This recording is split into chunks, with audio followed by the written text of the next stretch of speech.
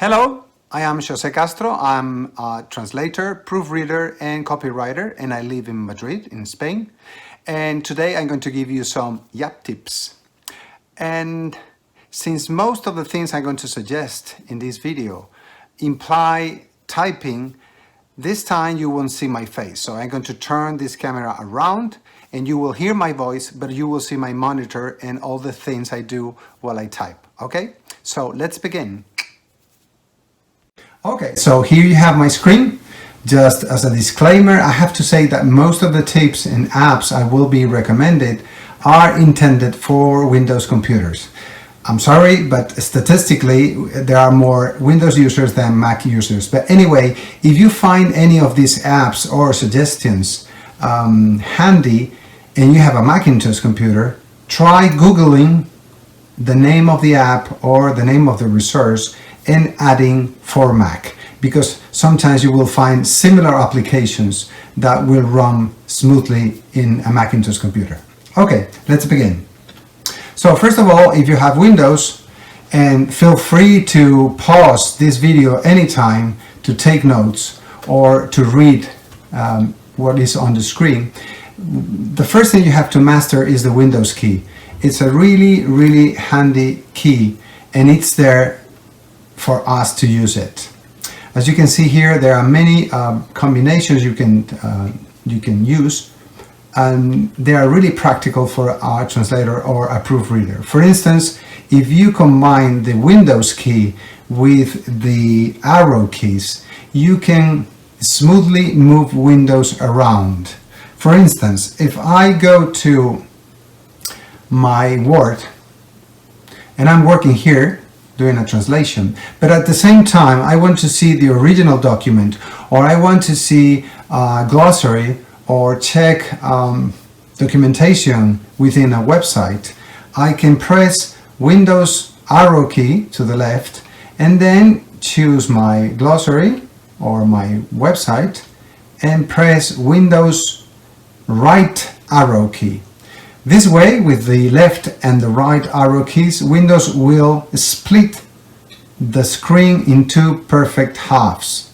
This way I can work translating in one screen and checking my documentation, my glossary, or whatever I want to see on the right side or the left side. You choose. Try pressing Windows key with the up arrow key or the down arrow key. The down arrow key will minimize any window or maximize any window. So take a look. I will leave this here so you can check it and practice yourself, because there are many things that will be really handy for your day by day work. For instance, I can press Windows key and the plus sign to bring up the magnifier, so I can see things closer, and I can cancel this pressing Windows Escape. So you have quite a few features that are really practical. Among them, we have the Windows Ink, which is a rather unknown application included with Windows. If I press Windows W, this will open Windows Ink, which is really handy when you have Surface, or you have a tablet, or you have a touchscreen computer, because you can create sketches like this. You can write down things, you can draw, you can save, export, etc. And you can capture screenshots, etc. and share them and save them locally. Next thing are the web browsers tips. First of all, I really suggest, when you have a web browser, to set it up in a way that will remember all the tabs that were open last time you work with the browser.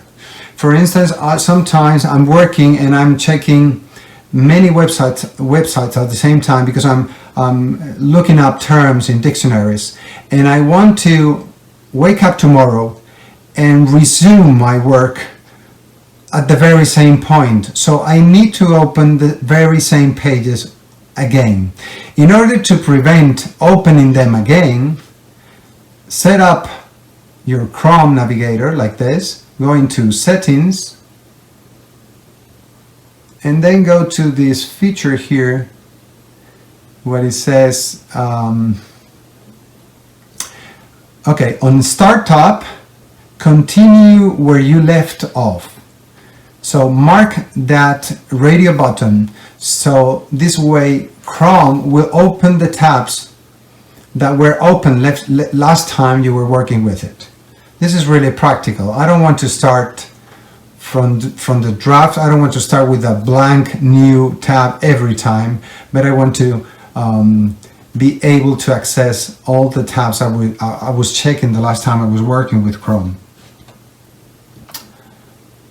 Chrome search engines are a really good feature included in Chrome, and not many people use them.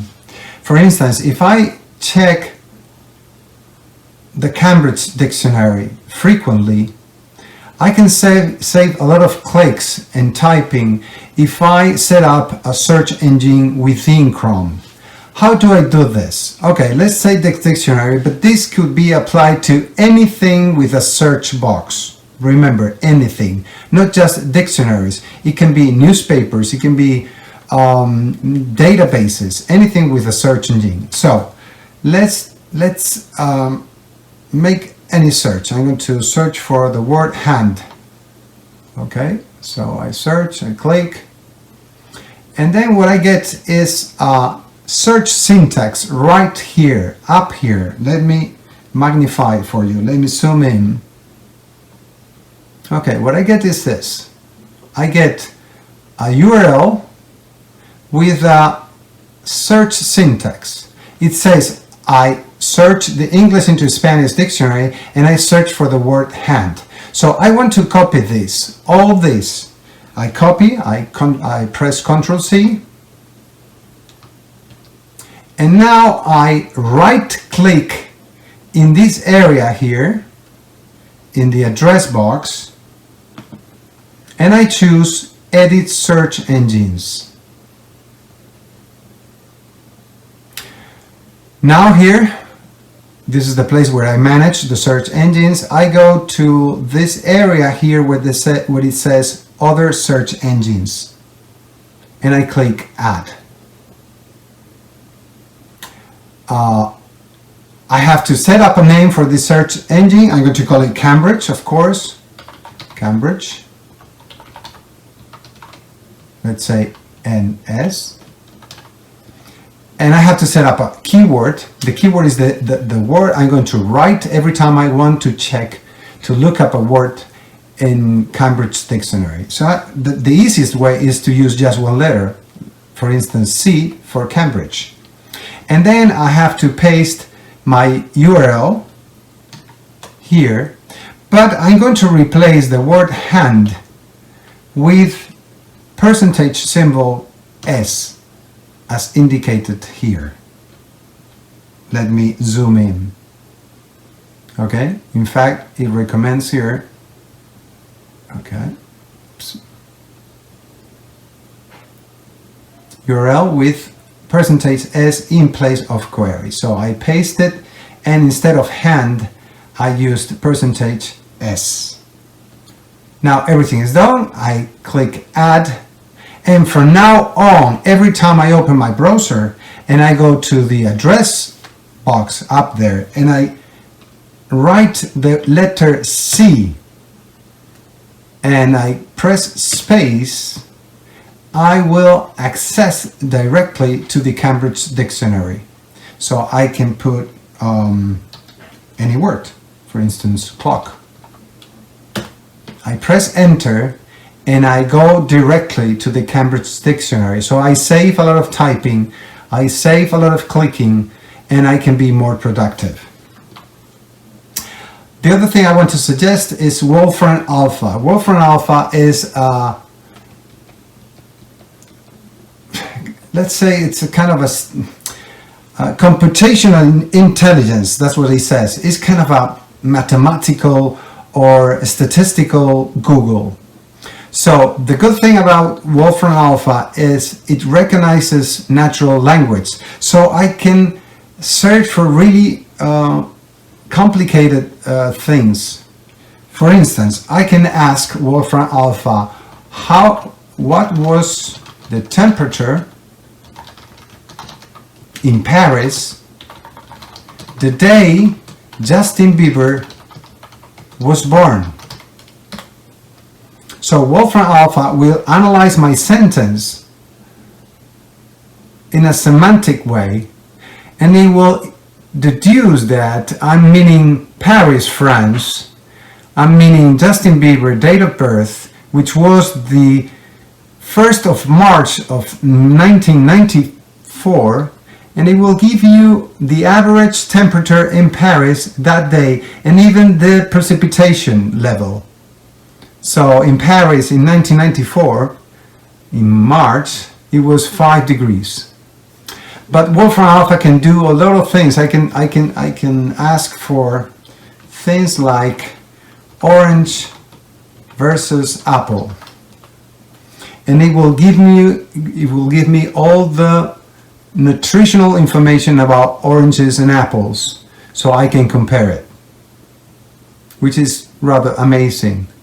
But it has other features that are really good for linguists, like this. If I click words and linguistics, I can access a plethora of features about language.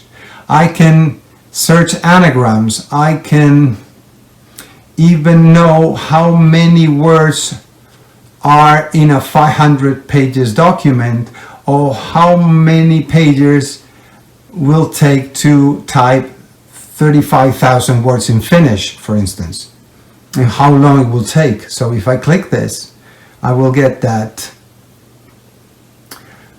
it will take me this time, and there will be so many lines and so many characters and so many pages. So I really recommend Wolfram Alpha. And then Wayback to the Future is a really good website, which is under Internet Archive. If you write archive.org, you have here Wayback Machine. This Wayback Machine allows me to travel back in time and see websites like they were in the past. And this is really handy when you, for instance, found a dictionary, a glossary, or an article that is not longer available because the page is down or the company just closed. So I can go, for instance, I can check the newspaper Libération in France, and I can see how Libération newspaper was back in January 4th, 2006. I can click here and see how it was. All the news that day, etc. Okay, and this is all for today. I hope you like it. See you next time. Bye.